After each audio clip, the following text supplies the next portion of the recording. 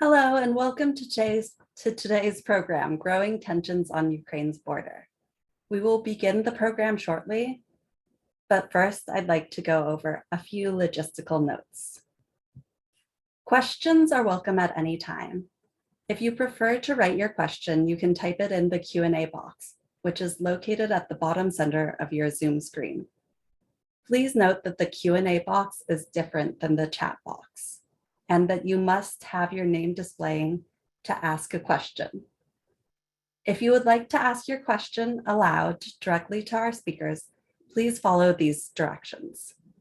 Use the raise hand button to let us know that you would like to ask a question. The raise hand button is located at the center of your screen. When your name is called by the moderator, our staff will unmute you. A pop-up will appear on your screen, giving you the option to remain muted or to unmute yourself. Please select the option to unmute yourself. Once you are unmuted, please introduce yourself and ask your question. The other attendees will not be able to see you. They will only be able to hear your voice. When you are done asking your question, mute yourself again by clicking the microphone icon at the bottom left corner of your screen. We will then reset you as a regular attendee. Automatic closed captions for this program have been enabled. If you would like to turn on closed captions, click the live transcript button at the bottom right of your screen and then click Show Transcript. You can change the size of the captions by clicking the same live transcript button and then subtitle settings. We will now begin our program. Perfect. Well, thank you, Meryl. Hello, everyone, and Happy New Year. Thank you for joining us for our very first program of 2022. I'm Jackie Miller, President and CEO of the World Affairs Council, and I hope that you are all staying safe and healthy. Before welcoming our speakers today and getting a better understanding of what's going on at Ukraine's borders and why, I want to give you just a brief look at our January program, which is going to remain virtual due to the Omicron surge. So next Thursday, we're going to be taking a look at Ethiopia's ongoing civil war, which has left, at this point, thousands dead, 2 million people displaced, and pushed parts of the country into famine.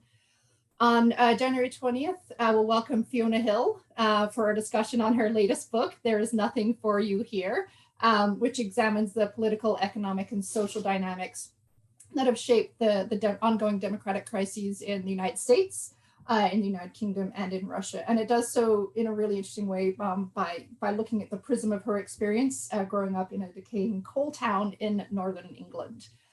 On January 26th, the eve of International Holocaust Remembrance Day, we're going to sit down with a leading expert on genocide and crimes against humanity, Naomi Kikola, who directs the Simon Scorched Center for the Prevention of Genocide at the United States Holocaust Memorial Museum.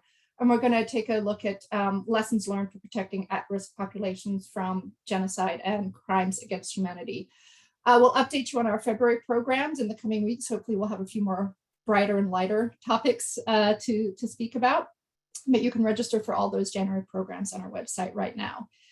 Today, though, we're going to be talking with two leading experts about the situation on the Ukrainian border, why Russia is amassing a really significant number of troops and weaponry there, and what the US is and should be doing about that.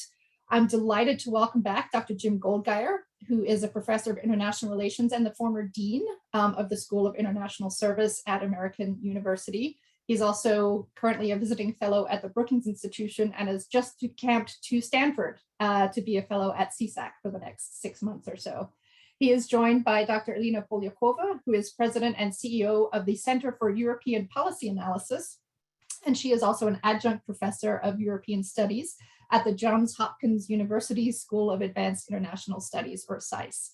Their full bios are very long and very impressive, and Mara will be posting them in the chat if she has not already done so. But we really could not be in better hands for today's conversation. So thank you both so much for joining us. And I'm sure everyone on this Zoom call today saw the stories last month. The Washington Post had this prominently about Russia's troop buildup that continues, and the US intelligence community was estimating we could have upwards of 175,000 troops on the border and that Russia could be preparing to attack as early as this month. So we've seen calls between Putin and Biden. We've got bilateral, multilateral meetings taking place next week.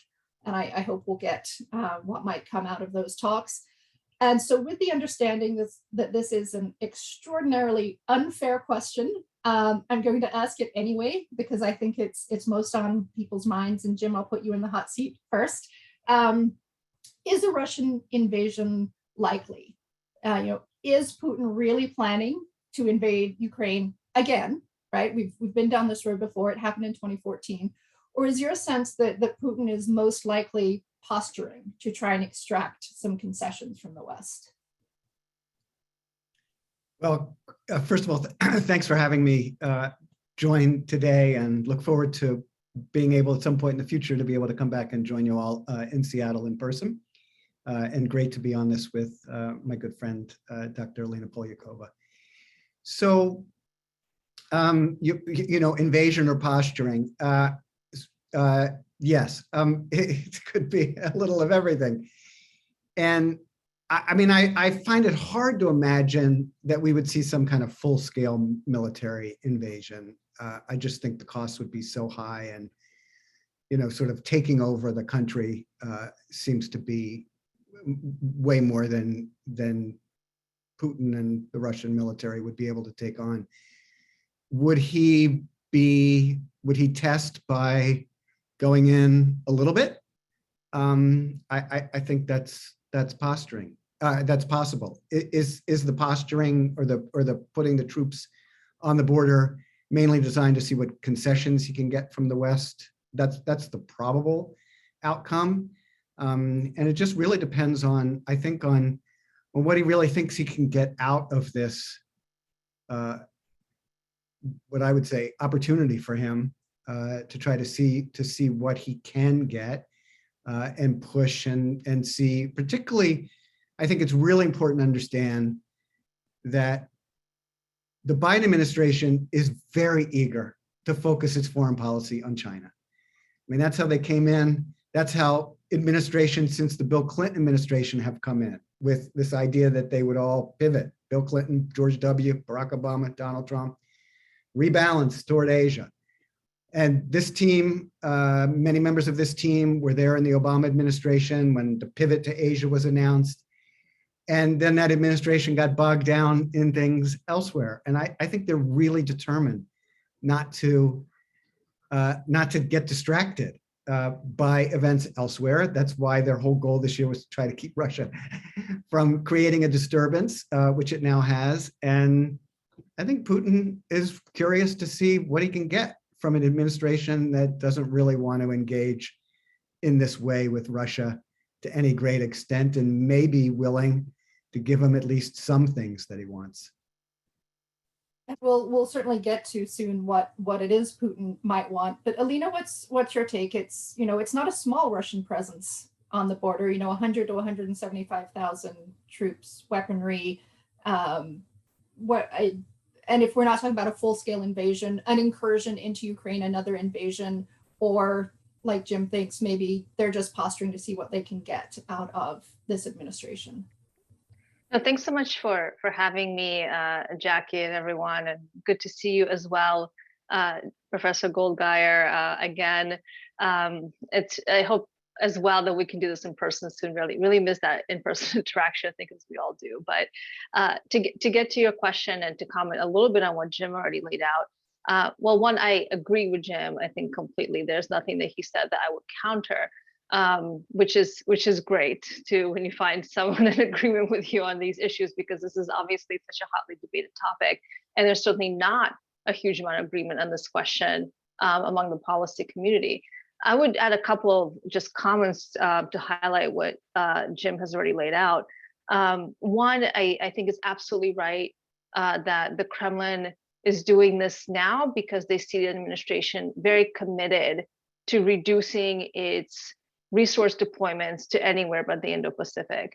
I think the pullout from Afghanistan signaled that in a very bright way, not just to Moscow, but also allies, certainly in Eastern Europe, that we've invested as the United States 20 years a lot of blood and a lot of treasure in this particular country in Afghanistan, but we were willing to remove ourselves from that conflict and that situation, partially in order to free up resources for our engagement in the Pacific. That's a pretty high cost that the United States has paid to free up some of its attention, free up some of its resources.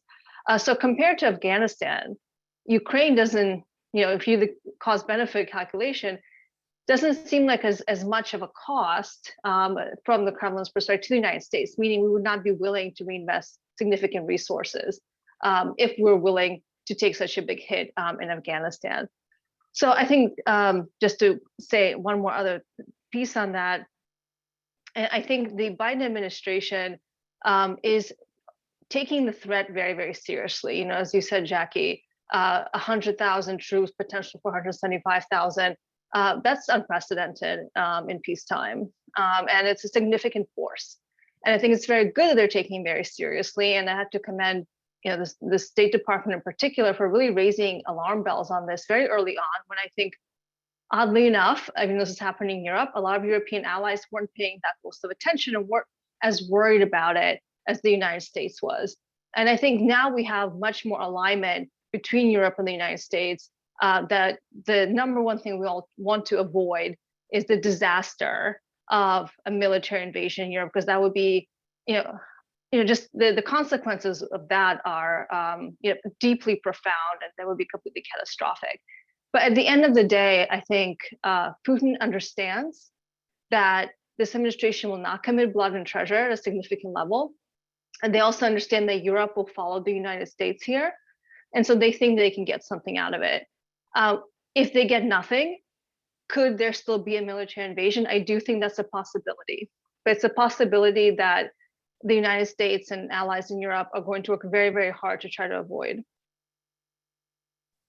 So in response to the Russian buildup, President Biden has promised severe costs and consequences if Russia invades Ukraine. Those sentiments have been echoed by NATO, by European heads of state. As you noted, Alina, there's no daylight here, it seems, in the West. But what can the West realistically do? Can Putin be deterred if he has decided that invading Ukraine actually serves his interests? And Alina, I'll put you in the hot seat first because I put Jim on first last time. Sure, happy to. Well, look, I think at the end of the day, what the Kremlin truly responds to is a show of military force. We've seen multiple administrations try to have basically a stable and reliable relationship with Russia under Mr. Putin. We've only really dealt with Mr. Putin for now over 20 years. And what did we get out of the reset policy at the end of the day? Well, we got the invasion of Ukraine in 2014.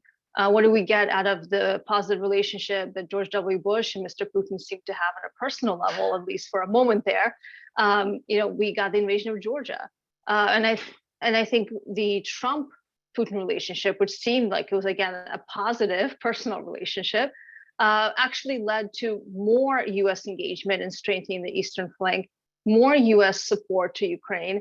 And I think from the Russian side, they see this really as their last opportunity to really get something done. Economic sanctions, in my view, will not be the appropriate deterrent. And if we read the last readout of the call between Presidents Biden and Putin that happened quite recently, earlier this month, the so-called New Year's call, it was very interesting for me to see that the way the administration is messaging to Mr. Putin is to say it's either diplomacy or deterrence. So they're saying, here's your diplomatic route to come back to the table, to talk about the Minsk agreements, to think about what we can do to implement those, which they've been stuck for quite a few years for, I think, a good reason, actually. Or if you don't come back to the table, then we move to deterrence. But in reality, we have to have both. We have to have deterrence and diplomacy together. But the administration has laid this out as either or. So I think that likely reflects the current thinking that we're going to pursue diplomacy. And if that does not work, then we're going to move to deterrence, which could include, as the administration has said, a change in our security posture in the eastern flank that Russia wouldn't like, supply of more weapons and military assistance of various kind to Ukraine, But of course, that's all prefaced in the idea that that only comes into force if there's an invasion. And so the question is that a risk that the Kremlin is willing to take if the only consequences are economic? And they have dealt relatively well with sanctions so far. We've had sanctions on Russia for the last 7 years. And their economy does not seem to be suffering at a large scale from that. They're mainly suffering from their internal mismanagement of the economy, not from Western sanctions. So Jim, what is in our toolbox to deter Russia, to deter Putin? Well, I think Alina's laid it out, and I think Putin has probably priced in all of these things. If he's made a decision, and he may well not have made a decision yet as to what actions he wants to take, but he presumably has a good sense of what will happen if he does go militarily into Ukraine.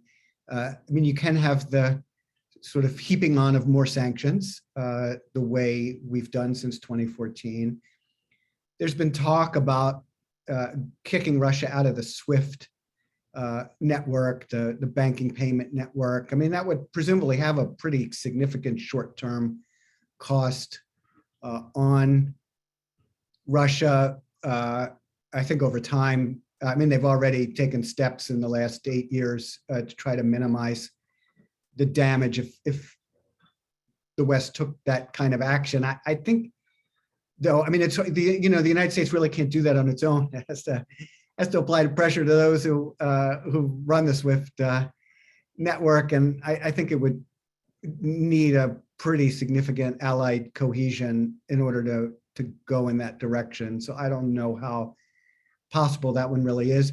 And then, as Alina's saying, there's the issue of providing more significant and more lethal military assistance to Ukraine, more training of the Ukrainian military, more troops, and perhaps really stationing them. The United States and the NATO allies have been actually pretty careful in terms of the troops they've put in to the east since 2014, and the exercises that they've done, going back to the provisions of the 1997 NATO-Russia Founding Act, where there really was an effort to reassure the Russians that NATO wouldn't be putting permanent stationing of troops and infrastructure in the new members in the East.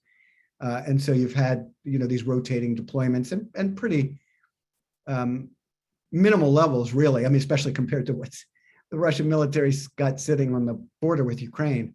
So I think that the obvious thing would be to really have a more significant military presence in the East. And in all of this, what's just so striking is Putin lays out all his grievances against the West, and then his actions tend to produce the things that he doesn't like. A more robust Ukrainian national identity, a more robust Ukrainian preference to be part of Western institutions, more NATO equipment in the East, and now potentially, based on what some have been saying in Sweden and Finland, pursuit by those countries of NATO membership if he invades Ukraine and shows how aggressive he really is. So I think the aggression would certainly produce things he doesn't like, but he presumably knows that.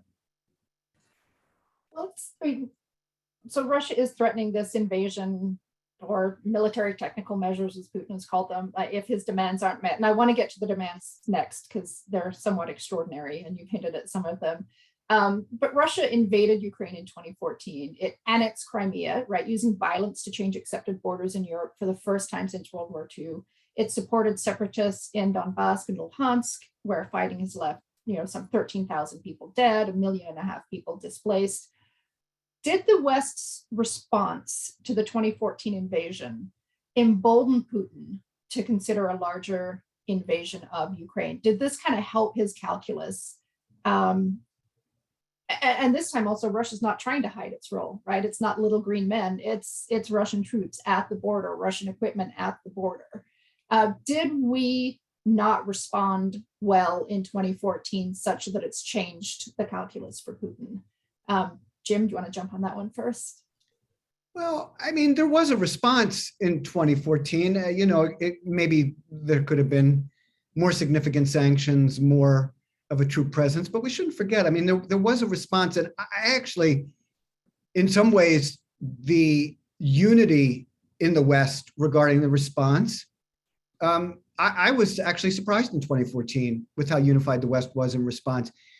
There were a lot of reasons to think, for example, that the Germans, given the close business ties between Germany and Russia, that the Germans wouldn't really go along with major sanctions on Russia. And Chancellor Merkel proved to be incredibly strong in ensuring that there were significant sanctions placed on Russia. So I think the West showed that it was unified. NATO showed that it was unified. You did have the sanctions put in place. You did have the increased exercises. You did have the deployments. I think the bigger issue is that, you know, Putin, he doesn't like what he sees in Ukraine. He doesn't like seeing a government that's trying to succeed and trying to align itself closer to the West, thanks to him. And, you know, he just has all these built up grievances about the whole nature of the post-Cold War world and his own distorted views on Ukraine and the belief that Ukraine isn't a real country and that it belongs to Russia, and you know, that Ukrainians and Russians are one people, and that that it shouldn't really have the right to exist as an independent country. I mean, you know, this is quite an extreme and distorted view of the situation, and you know, there's not a lot you can do with that other than tell him that if he acts on it, he's going to pay an even bigger price. Alina, do you have anything you want to add to that? I think Jim outlined it pretty well. I mean, we can always go back and see if we could have acted differently, done things differently in 2014, and certainly other things were on the table. In fact, the SWIFT cutout of Russia was discussed in 2014 as well. And I think what we know from those conversations about how at least the Obama administration at the time was curating its approach was they wanted to see what they could actually get done with allies, make sure that you had all of Europe on board, which was no easy task. And they chose an option that wasn't the nuclear option at the time. They chose a middle ground option, and that's been our status quo since then. So I think a lot of the potential tools that Jim just outlined in terms of the economic sanctions piece, some maybe even political sanctions of some kind, those have been on the table now for, I guess, 8 years. And I think the problem with that we showed our hands so early is, of course, the Kremlin has known that these are potential tools that we could potentially deploy, and they have had time to prepare for the potential consequences, which of course makes those kinds of deterrence tools less of a deterrent at the end of the day. So let's, and I see we've got some questions piling up in the Q&A. So I want to get to the demands, right? What Russia is asking for. And the MFA, the Russian Ministry of Foreign Affairs, released a draft statement in December before the talks. There had been talks which called for NATO to agree to close its open door policy, which, Jim, you noted Sweden and Finland have not reacted well to that, and that NATO not deploy forces or weapons in countries that joined the alliance after May of 1997, which is nearly half of the 30 members of NATO. So those are clearly going to be non-starters for NATO. So with its demands, and maybe you could talk a bit more about the demands themselves, but is Russia even looking for an off-ramp here? Is there any way to outline an agreement that would be in some way acceptable to all parties, to Russia, to the West, to Ukraine? Because let's not forget, we've got a sovereign country here. To Ukraine and also to their constituencies at home. I know that's kind of a big question, so Alina, I'll throw that at you first. Sure, I can get us started. There's a lot I could say about this. I mean, first of all, the kinds of demands that we saw the Russian government outline in these so-called treaties that it published, and took the very unusual step of putting these documents out publicly before they were shared privately, which is what you, of course, do in the normal ways of diplomacy. So just doing that in itself signaled that they weren't actually interested in diplomacy, in my view, because if you were interested in negotiation, you don't publish those things publicly before you have the opportunity to negotiate on them. And these demands, these two treaties, one between Russia and NATO, one between Russia and the United States, you know, as Jim said, as you said, they're non-starters. It would basically require complete rewriting of the foundation of NATO, which is the open door policy. It would require a massive shift in NATO's broader strategy when it comes to the eastern flank.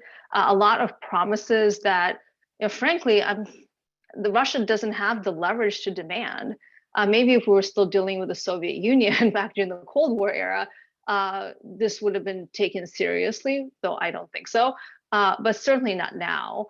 We have to remember that Russia, at the end of the day, while it is a powerful military country, there's no doubt about that, it doesn't have the same kind of leverage the Soviet Union used to have globally. It cannot project power globally in the same way that certainly the United States can, nor does it have the same kinds of alliance structures. It may want to think that it has its own sphere of influence, but those countries are not officially part of Russia.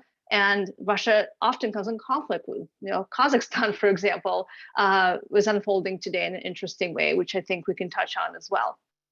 So these demands are complete non-starters, and the Kremlin absolutely knows that. So then the question becomes, what was the point of this?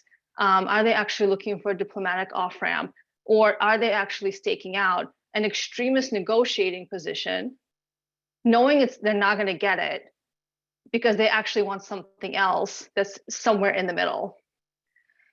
I think that's actually what's happening here. I think they're being very clear that they're backing up their demands with military power and military force to make it clear that they're serious about these demands. They do not want another reset. They don't want a diplomatic solution. They want clear actions from the West. So we're kind of at an impasse at the moment, where the Russians have laid out an extremist view, an extremist set of demands that we already said in diplomatic terms no to, more or less. So now the question is, what is that real solution, if there's one there? I'll just put an idea out there as to what I think might actually be happening in this game of smoke and mirrors. I'd love to hear your thoughts and Jim's thoughts on this. To my mind, I think at the end of the day, what they're hoping to get out of this is a full implementation of the Minsk agreements. And that may sound good, because these were conflict resolution agreements that was to lead to a peaceful political settlement of the conflict in the Donbass. But if we look at the Minsk II agreement in particular, which is what we're really talking about Minsk, that was signed in 2015, that agreement was signed with a gun basically pointing at Ukraine's head. This was at the peak of the fighting. Ukrainians were dying in large numbers. This was the only way to stop the bloodshed, and the Ukrainians knew it was a bad deal. They didn't want to sign it, but they really had no choice. And the reason I say it was such a bad deal for Ukraine, which is why they haven't wanted to implement some elements of it, is because, in broad strokes, I won't get into the wonky details of this, but what the Minsk agreements would basically do is they would force Ukraine to grant the special status to the Russian-occupied regions of the Donbass. But it's not just autonomy. Maybe the Ukrainians could potentially accept that. These sort of become autonomous, statelets, so to say. But at the end of the day, that's it, and they have no interference with Ukraine's broader affairs. That's not what we're talking about here. The Minsk II agreements actually outlines a quite profound and very detailed way in which the special status would then give representatives from these Russian-occupied zones voting rights in every element of Ukraine's national security structures, defense structures, judiciary, civil and cultural life. So de facto, it would give Russia veto power over Ukraine's future. At the end of the day, this is what they want. They don't want Ukraine further and further to drift to the West. And they know they've lost the Ukrainian people, who have become very anti-Russian as a result of this invasion, and they were not anti-Russian before. So I think the Russians are desperate, and they think they can get this. They think they can couch this in terms of, this is diplomacy, this is us returning to the table. Let's get this implemented. The Ukrainians signed it. We got to get them to do it. And I think this was an appealing potential start for a conversation. Obviously, I hope that this is not where things will go, because of the reason I just outlined. But I think this is where what the Russians think they can actually get out of this. And Jim, what's your sense on what a viable agreement might look like that all parties could sign and implement? Well, I think Alina's absolutely right in the way she's outlined things, but I would say that I think from the Biden administration standpoint, as well as most of the NATO allies, the Minsk Accords, agreement on the Minsk Accords would be seen as a win. I don't think this administration, like I said, I mean, they want to get back to focusing on China. So if they can get out of this with everybody agreeing to the Minsk Accords, I think they'd be very happy with that. And, you know, I mean, the question is, and Alina would know this better than I mean, could the Ukrainian government withstand, Russia, France, Germany, the United States all saying, hey, it's really time to implement these accords that were signed, as Alina said, at a time when Ukraine was very vulnerable. But I think it is worth stepping back as well to think about sort of what those draft treaties signified, which is not a real effort to get the West to say, well, the open door policy is over and we will guarantee that Ukraine will never become a member of NATO, but really an opportunity to air the grievances. It was put out in December. For those of you who are Seinfeld fans, the Frank Costanza approach to Festivus and the airing of the grievances. I mean, this was really the airing of the grievances. And it is about this notion that in the last 3 decades, the post-Cold War world, the United States in the 1990s basically set the terms for European security coming out after the end of the Cold War. And the Russians had to accept what they could accept. There wasn't, and I think there was a lot of effort to try to reassure the Russians, but the West and the United States in particular was setting the terms of that post-Cold War settlement in Europe. And this has grated on Putin all these years. And, by couching it in we want you to go back to where things were before 1997, it's basically, we're really angry at everything you've done since then. And we want to go back to before and have a different settlement. And they're not going to get that, but, I think they want to keep reminding people that they weren't happy. They're not happy with the nature of the settlement after the end of the Cold War. So there's so many more questions and that I have, but we do have a lot of questions that are in the Q&A. So there's a couple of, not surprisingly, on Kazakhstan. So I'm going to combine 2 of them. So Deb Santos is asking, with Russia moving into Kazakhstan, because I believe Russian paratroopers are now in Almaty, how does that impact activity in Ukraine? And then Josh Hoffman asks if the level of unrest, if the unrest in Kazakhstan could provide Putin a way to withdraw troops from the Ukrainian border without losing face with his people. So Alina, why don't we start with you? Forget what the mute button is at least once. So broadly on the connection is, I guess, between Ukraine and Kazakhstan, right? If I understand the question correctly.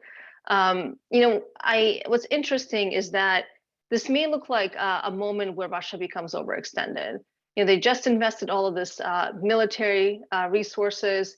They have most of their troops that have now been moved from different parts of Russia to its border with the Ukraine in the west. Kazakhstan's in a different part of the border. And what are they going to do?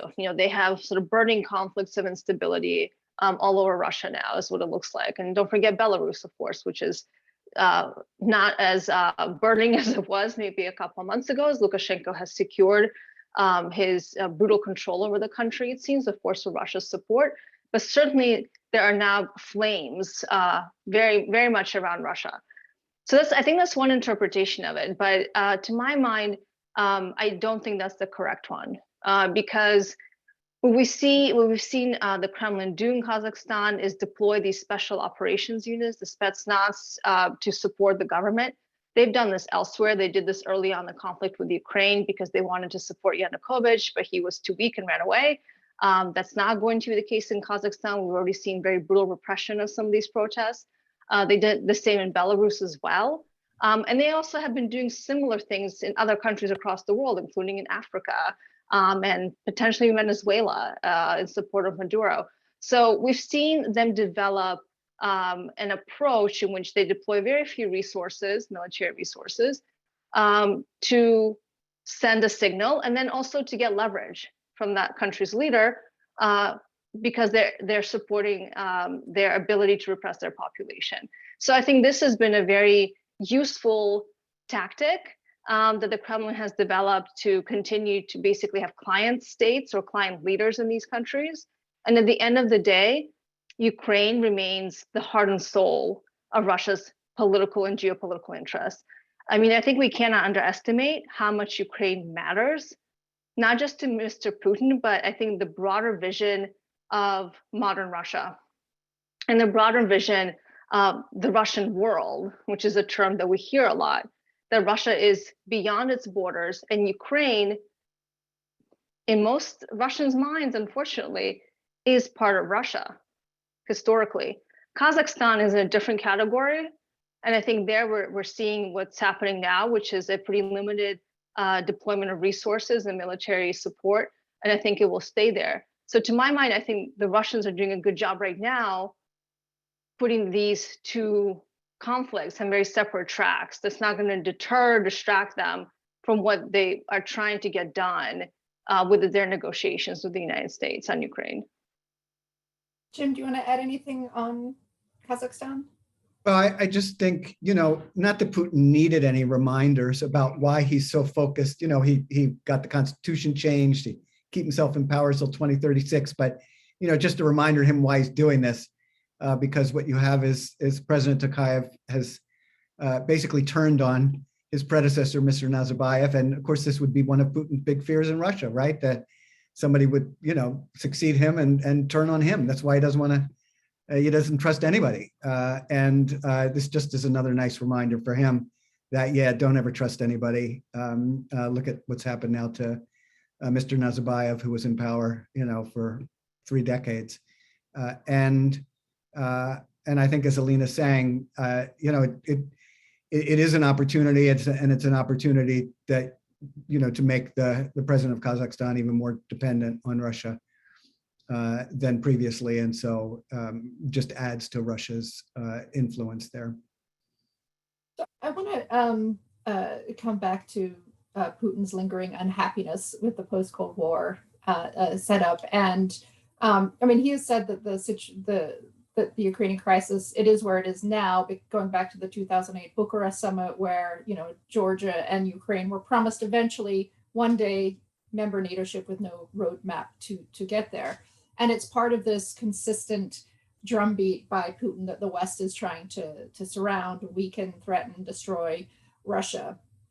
And you see so much, we're talking again about this, promise that NATO made or didn't make to not expand east. So packing a couple of questions in here. Is NATO a threat to Russia? And did NATO break a promise, an understanding, an agreement, whatever you want to call it, not to expand into the post-Soviet space? Jim, I know you've done so much work on this, so I'm going to throw this at you first. There's really almost no way to resolve this issue. Just as far as I'm concerned, I don't really believe there was a specific promise regarding enlargement. There were clearly conversations about it. There were statements that were made. I don't really see a specific promise in 1990, which is where people usually point, regarding the future of NATO. What I do see, and I think this is, to me, this is the most important issue. The United States did, at the end of the Soviet period, and then with the Russians after that, it did try to reassure Moscow that the West would not take advantage of the Russian retreat from Europe to undermine Russian security.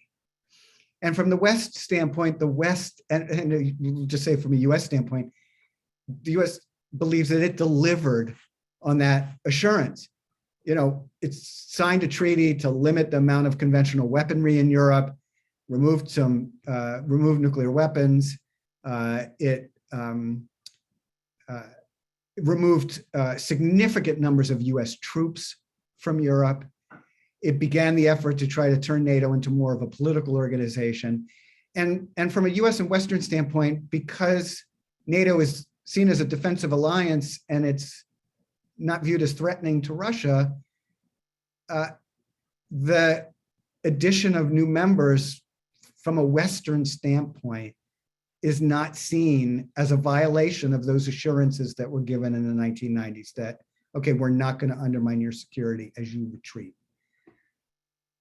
The Russians look at this and say, hey, like, what the heck? You've just moved this alliance that's a Cold War alliance. They don't like the fact that NATO even exists because it was set up during the Cold War against the Soviet Union. And they'd be unhappy with NATO's existence, much less its enlargement, but they look at it and say, you have undermined Russian security.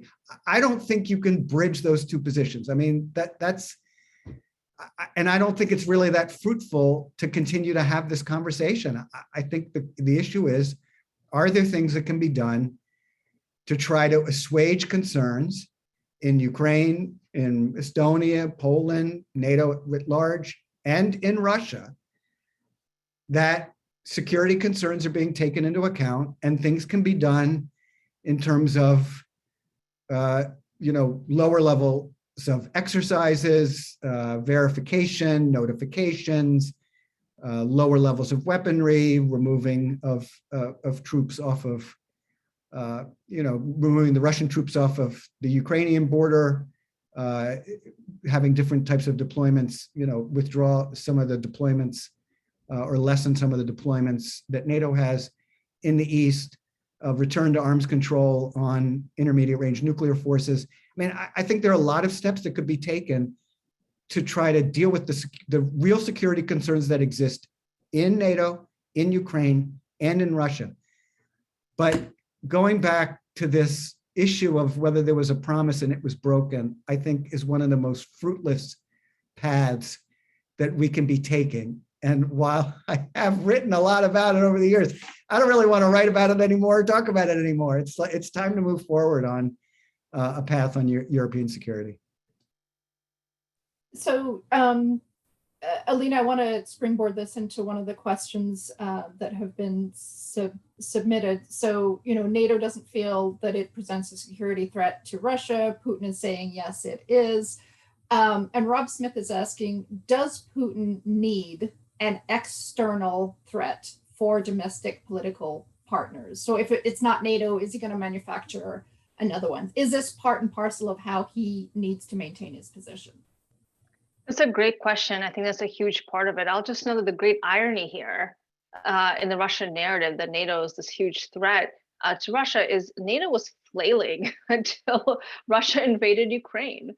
I mean, maybe flailing is going a little too far, but certainly after the end of the Cold War, NATO's mission, which was to be a defensive organization, given the threat of the Soviet Union to Europe's east and the occupation by the Soviet Union of a large part of Europe, that mission never really got rethought in the post-Cold War period.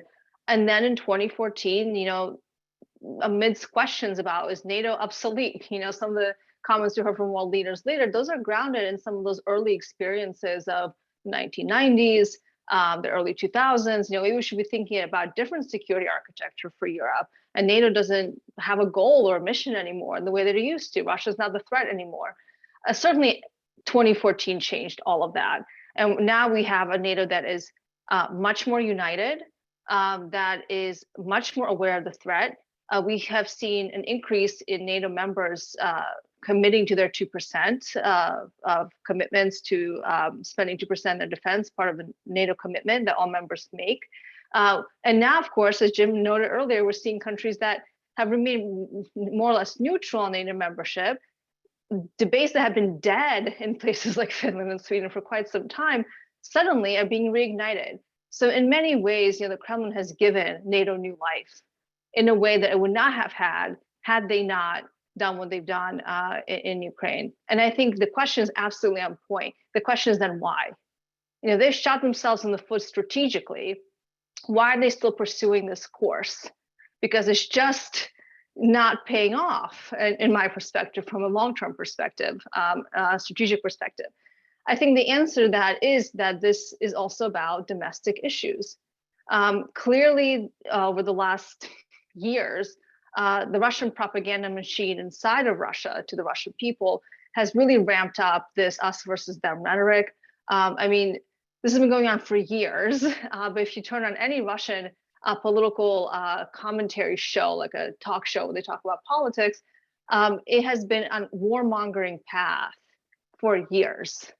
So really selling this idea that Russia is at war already with the United States and with NATO, that all the color revolution, the Arab Spring, any democratic uprising that happens really anywhere in the world is orchestrated first and foremost by the United States and the West more broadly. And Russia is increasingly surrounded. And of course, the reason for this is that, Jim alluded to this earlier. I think it was a very good point that that's the regime's biggest fear, that they will have some sort of democratic uprising at home. And to see Ukraine actually succeed following such a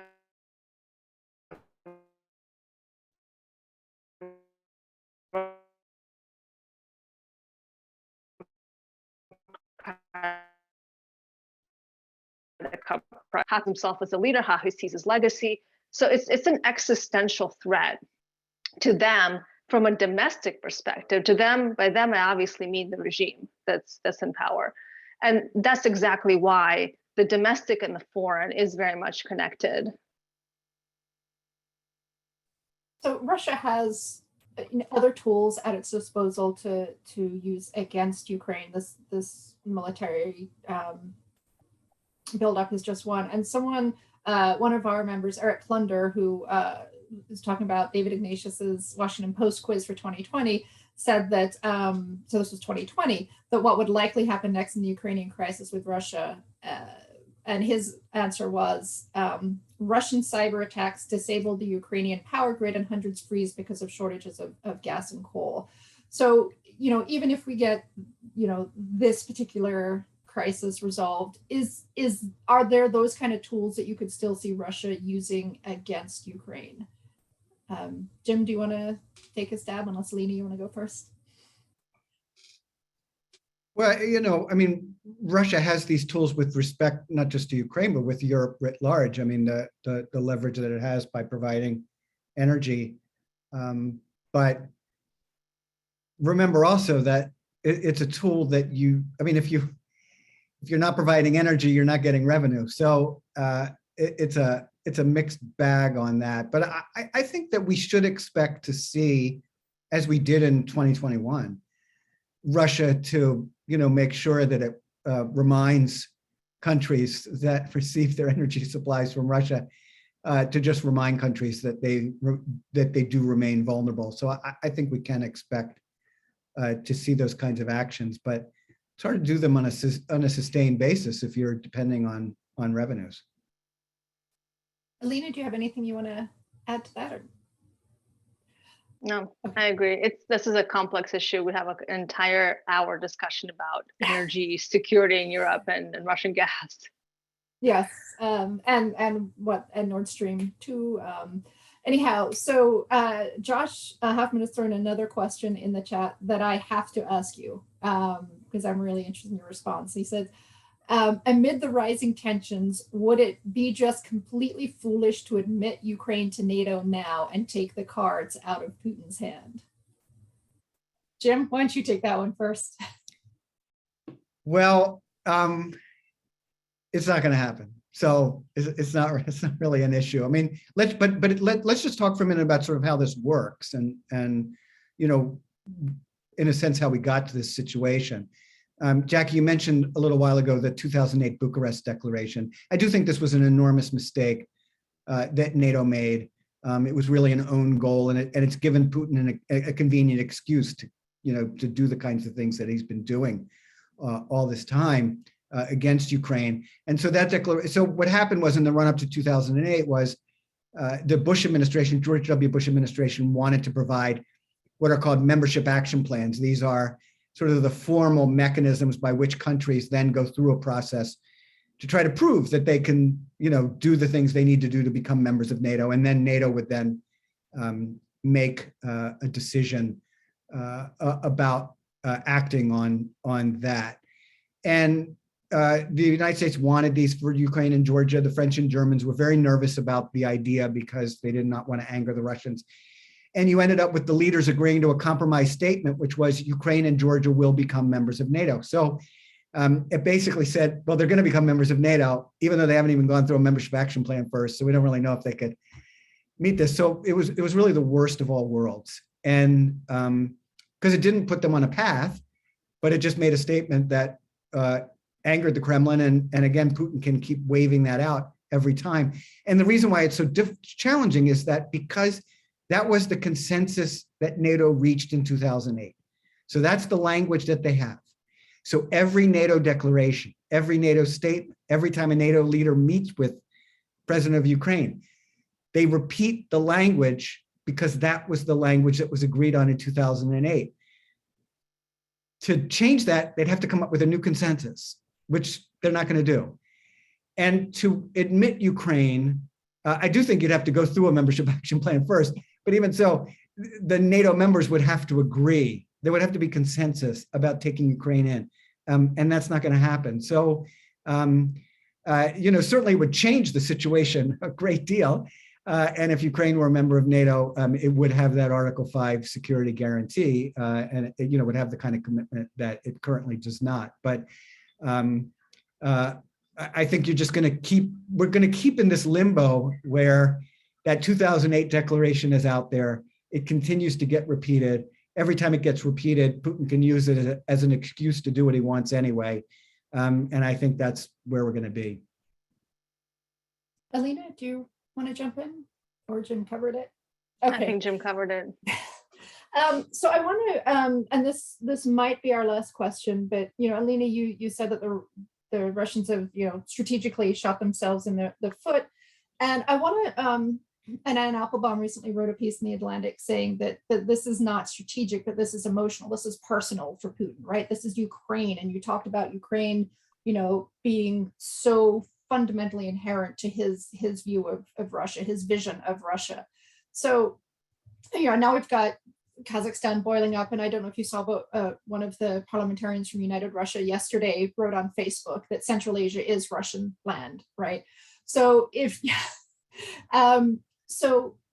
it's not really strategic, if it's not really strategic concerns, if it's about this Russia project, the vision of what Russia really is or should be, is there a way forward here?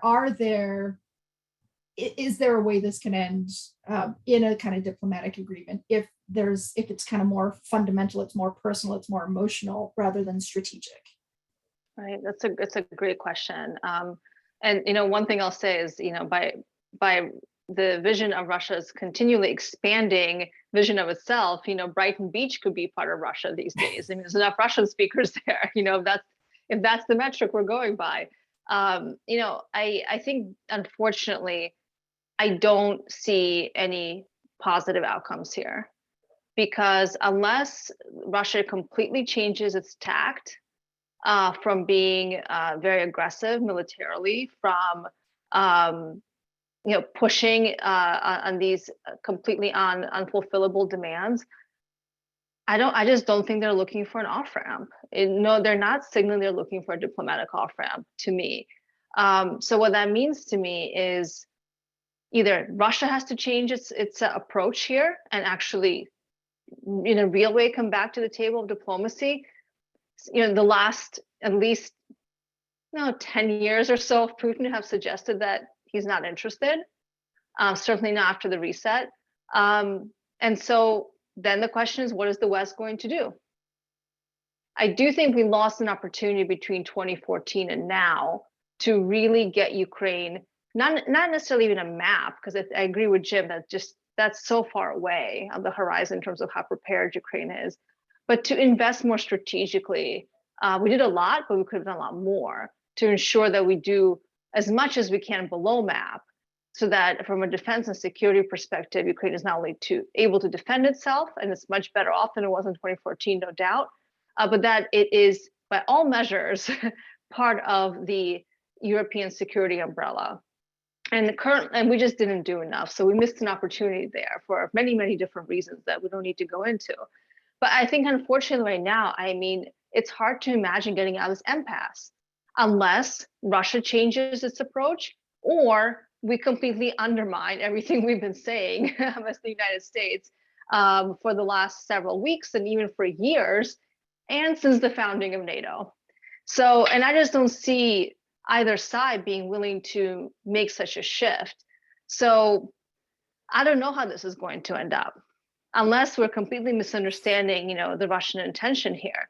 And I think Anne was absolutely right and has been absolutely right in many ways. But on this particular issue, this very much is an emotional thing for Mr. Putin. It's about his legacy.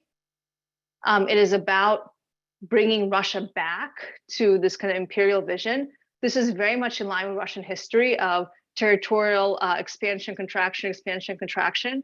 And I don't think he wants to leave in whatever way he leaves his post as president without securing that legacy. So this is why I think at the end of the day, we're going to see some military action. I mean, this seems to be the path that we're on. How deep and profound, how disastrous will it be? I don't know. But unfortunately, I don't see the Russians changing their approach, nor do I see the United States and our allies being able to do very much with what they've laid out on the table. So Jim, we're at time, but I just want to ask you one thing really quickly. Alina says it's really hard to see Russia changing their approach, and I certainly agree with that. My concern is if Biden is so eager to wrap this up so he can focus on China, is there a risk that we could leave Ukraine out to dry, or because this is all wrapped up in the larger European security architecture and NATO, that you think that the U.S. will stick with it and try and find an outcome here that does not leave Ukraine kind of hanging in the wind? Yeah, I actually think the Biden administration has done pretty well over the last couple of months on this, and just the way things are set up for next week. What Putin most wants is the kind of thing the meeting Monday signifies. U.S. and Russia, bilateral. He wants the U.S. and Russia to just figure out the terms for European security. And that's what he can't get. He can't get that, right? He's going to have that meeting, but it's followed by a meeting of NATO and Russia, followed by a meeting of the OSCE, which includes Ukraine and Russia, of course. And I think the Biden administration, while they are looking for ways to de-escalate this and to try to put this situation sort of back in a box so they can focus on other things, they have a lot of interest at stake here in the broader European security framework and in the relationship with the NATO allies. And so I just don't think that I don't think they really have that much room to maneuver on most issues in a bilateral way. The only area they can do that with is arms control. And I think they'll be very willing to pursue U.S. Russian arms control. If that were the way out, that'd be nice, because I think that's something that the United States would eagerly pursue. But I agree with Alina.